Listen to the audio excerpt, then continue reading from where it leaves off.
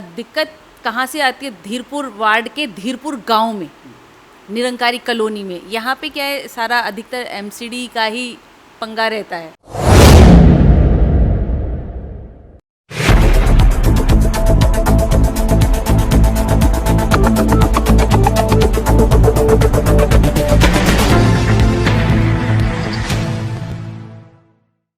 नमस्कार, मैं अब्दुल बासित। आप देख रहे हैं लास्ट लाइन न्यूज़। इस वक्त लास्ट लाइन की टीम मौजूद है धीरपुर में, वार्ड नंबर 18M, जहां से समाज सेविका बबीता जी हैं, जो इलाके वाले की परेशानियों के साथ जुड़ी रहती हैं। ये आम आदमी पार्टी की कार्यकर्ता भी हैं और हर काम के लिए इलाके वालों के साथ अग्रसर रहते हैं।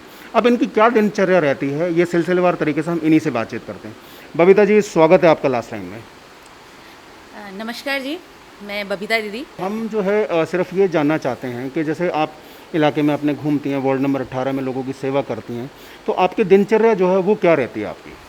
मेनली तो मैं सुबह उठ के अपने वार्ड के अंदर जब जाती हूँ या कॉल्स आती हैं तो लोगों को, जैसे सीवर जाम हो रहे हैं तो अपने जल बोर्ड वालों को कॉल करना, नालियाँ जाम हो रही है तो एमसीडी वालों को।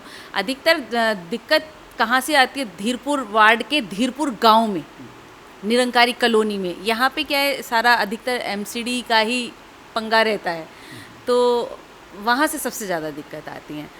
और अभी कोरोना काल में हम लोगों ने अपना पूरा वार्ड सैनिटाइज़ करवाया है, और एक नहीं कई बार सैनिटाइज़ कराया है, जिसमें हम लोगों ने एक अपना हेल्पलाइन नंबर जारी किया, जिसमें क्या कहते हैं, अगर किसी को स्पेशली अपने घर सैनिटाइज़ करवाना है तो आप हमें कॉल कर सकते हैं। अच्छा, एक चीज़ जो हम अपने जो भी प्रतिनिधि होते हैं या जो भी सामाजिक कार्यकर्ता होते हैं, उनसे हम एक चीज़ और जानने की कोशिश करते हैं। पीछे का टाइम बहुत ज़्यादा खतरनाक गया, पैंडेमिक ने लोगों को रुला दिया, ऑक्सीजन में त्राही त्राही मची हुई थी। क्या आपने इसके अंदर भी कोई ऐसा रोल प्ले करा, लोगों को ऑक्सीजन प्रोवाइड कराना हो या कहीं भी किसी को क्वारंटाइन कराने के लिए जो है ज़रूरत हो, किसी को आइसोलेशन की ज़रूरत हो, तो ऐसा भी कार्य आपने किया कुछ? हाँ, बिल्कुल किया। हम लोगों ने जैसे निरंकारी कॉलोनी में हमारा ग्राउंड बनाया गया था दिल्ली सरकार की तरफ से।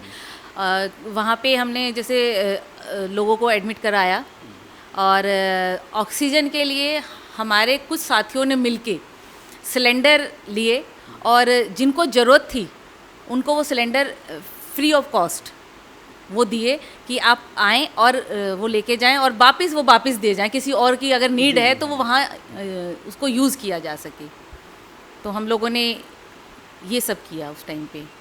अच्छा, जैसे जो भी आप जो है समाज के लिए कार्य करते हैं, तो इसमें हम एक चीज़ और जानना चाहते हैं कि आपको कैसा महसूस होता है लोगों के साथ जुड़ के, उनके सुख दुख में जो है काम आकर आपको कैसा महसूस होता है? देखिए, मुझे बहुत अच्छा फील होता है कि मैं लोगों की सेवा करती हूँ। हम लोग पॉलिटिशियन तो है नहीं, ठीक है। स्टार्टिंग से हम लोग समाज सेवा करने आए थे और यही सोच के आए थे कि लोगों की हेल्प करेंगे। और इन 2 सालों के अंदर जब से कोरोना आया है और मैंने मतलब लोगों से जुड़ के लोगों की बातें सुनी और लोगों की हेल्प करी, तो मुझे बहुत अच्छा फील हुआ कि मैं वाकई इस लायक मुझे भगवान ने बनाया कि मैं लोगों की हेल्प कर पाऊँ। तो क्या हम इस बात को थोड़ा सा, जैसे आपने कहा हम पॉलिटिशियन नहीं, लेकिन क्या हम इस बात को इस बात से जोड़ सकते हैं कि आगे आने वाले टाइम में आप पॉलिटिक्स के अंदर भी एंटर कर सकते हैं? देखिए, मौका मिलेगा तो पॉलिटिक्स में एंटर कर सकती हूँ, मगर मेरा मकसद समाज सेवा ही रहेगा।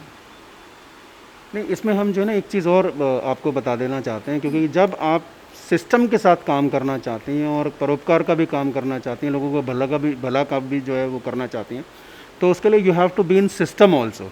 तो राजनीति भी ज़रूरी है, तो इस पर आप क्या कहेंगे? देखिए, राजनीति ज़रूरी है, मगर इतनी भी ज़रूरी नहीं है कि आप सामने वाले के साथ पॉलिटिक्स खेल जाएं। तो मुझे लगता है कि आप समाज सेवा करते करते अगर 10% राजनीति कर लेते हैं तो कोई फ़र्क नहीं पड़ता। अगर आप आटे में नमक खा रहे हैं तो कोई फ़र्क नहीं पड़ता। अच्छा, हमारे जो है ये आपसे आखिरी क्वेश्चन है कि लास्ट लाइन के माध्यम से आप अपने जो है धीरपुर की जनता को, 18N की जनता को क्या संदेश देना चाहती हैं?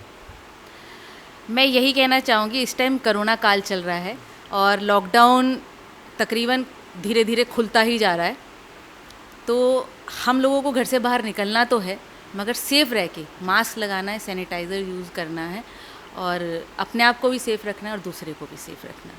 इतना ही संदेश देना चाहूँगी। बहुत बहुत धन्यवाद, आपने लास्ट लाइन के सामने विचार रखना। नमस्कार। जैसे कि आपने देखा, बबीता जी के साथ हम मौजूद थे, उनके साथ बहुत सारे विषयों पर बातचीत हुई। खासकर जो सामाजिक सेवा के अंदर ये जुड़ी हैं, वो बहुत बेहतरीन काम कर रही हैं समाज सेवा करके, और हमने जो एक चीज़ जो इनसे भाई ये क्या संदेश अपनी जनता को देना चाहते हैं, अपने इलाके के निवासियों को देना चाहते हैं, वो भी बहुत बेहतरीन उन्होंने जवाब दिया। देखिए लॉकडाउन खुल रहा है लेकिन इसका मतलब ये नहीं कि बीमारी ख़त्म हो गई, तो आपको अपने आप को सेफ रखना ज़रूरी है, मास्क भी ज़रूरी है, जो इनकी तरफ से अपनी जनता को संदेश है। तो आज के लिए बस इतना ही। कैमरामैन मुन्ना भाई के साथ मैं Abdul Basit, last line news, Delhi.